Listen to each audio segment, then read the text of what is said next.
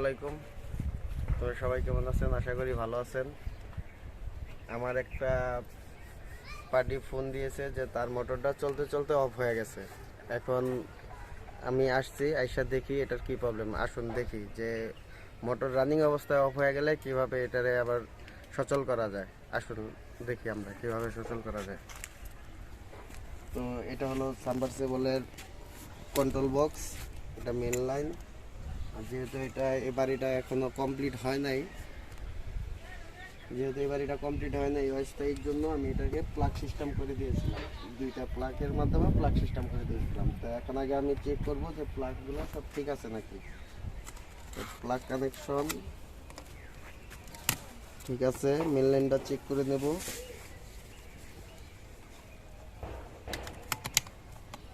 হ্যাঁ, phase neutral, হ্যাঁ line ঠিক আছে। তো এখন আমি কন্ট্রোল বক্সের সুইচটা দিয়ে দেখবো যে সুইচটা ওপেন হয় নাকি। এই যে একটা সুইচ আছে, সুইচটা ওপেন করলাম। হ্যাঁ, সুইচটা ওপেন হয়েছে, বাট মোটর চলতেছে না। তো এখন আমি কন্ট্রোল বক্সটা খুলে রিপেয়ারিং করব, দেখব যে এটার ভিতরে কি হয়েছে। তো রিপেয়ারিং করার সময় অবশ্যই আগে মেন লাইনটা খুলে নেবেন। খুলে নেওয়ার পরে বক্সটা খুলবেন। উপরে 4টা নাট দেওয়া থাকে, নাট 4টা খুলবেন।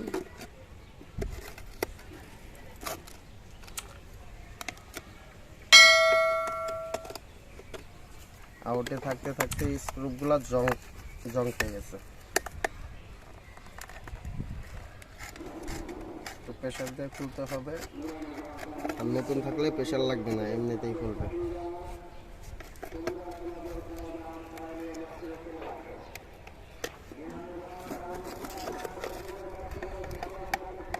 নাটটা অনেক কি খেয়ে রয়েছে, জং খেয়ে আছে, সে কারণে খুলতেছে না।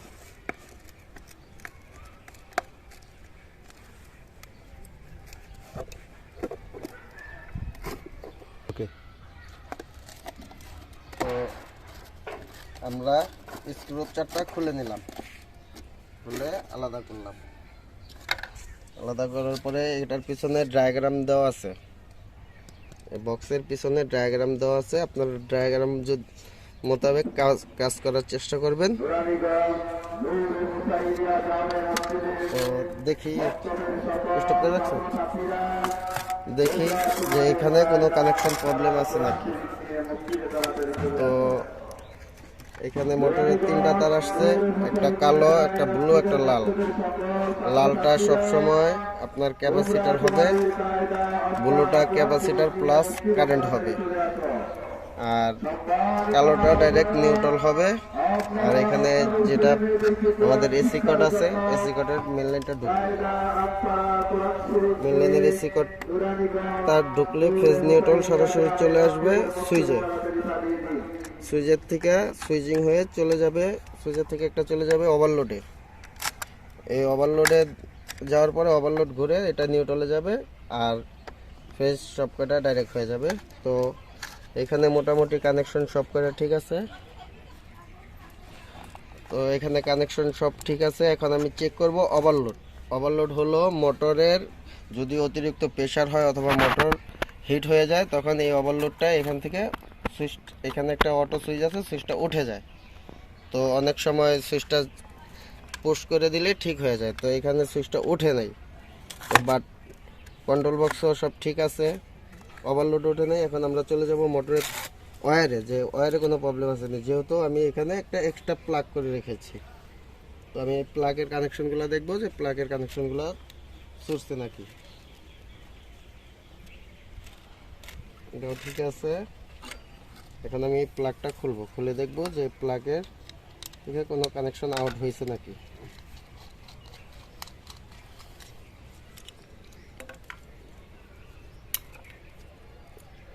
দেখুন বন্ধুরা, এখানে এই কালো তারটা কানেকশন আউট হয়ে আছে। তো এই কানেকশনটা দিয়ে দিলে আমাদের মোটরটা ঠিক হয়ে যাবে।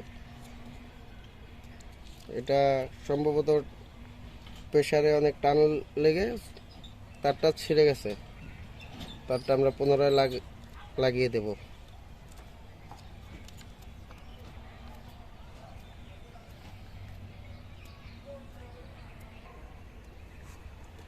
আমরা কানেকশনটা এখন লাগাবো, লাগানোর পরে দেখব যে মোটর পুনরায় চালু হয় নাকি।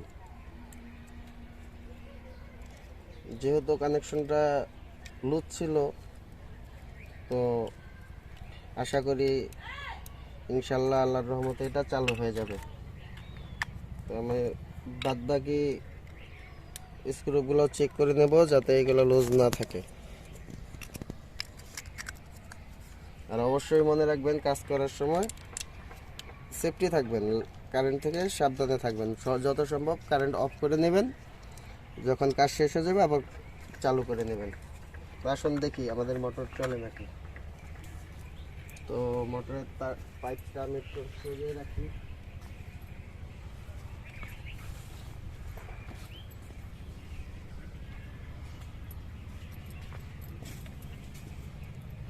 পুনরায় আবার কন্ট্রোল বক্সটা একটু চেক দিয়ে দিই কোনো স্ক্রু লুজ আছে নাকি।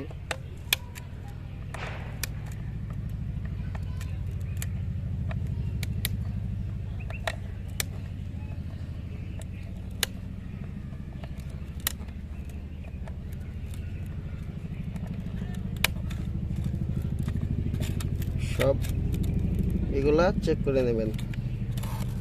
সর্বপ্রথম সুইচটা অফ রাখবেন, মেইন লাইন কানেকশন দেবেন, দেওয়ার পরে সুইচটা দিয়ে দেবেন ইনশাল্লাহ। বিসমিল্লাহ।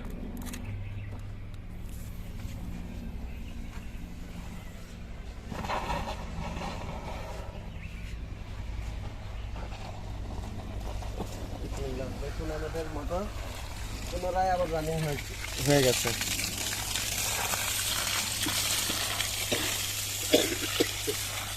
এই হলো সাবমার্সিবল কন্ট্রোল বক্স রিপেয়ারিং এর কাজ। অনেক সময় ক্যাপাসিটার পুড়ে যায়, তো আমি চেষ্টা করব যে পুড়ে যাওয়া কন্ট্রোল বক্স কীভাবে রিপেয়ারিং করা হয় সেটা দেওয়ার জন্য। আর আমার চ্যানেলটা সাবস্ক্রাইব করবেন, বেল আইকনে টিপ দেবেন, আর ভালো লাগলে বেশি বেশি শেয়ার করবেন আর একটা লাইক দিয়ে দেবেন।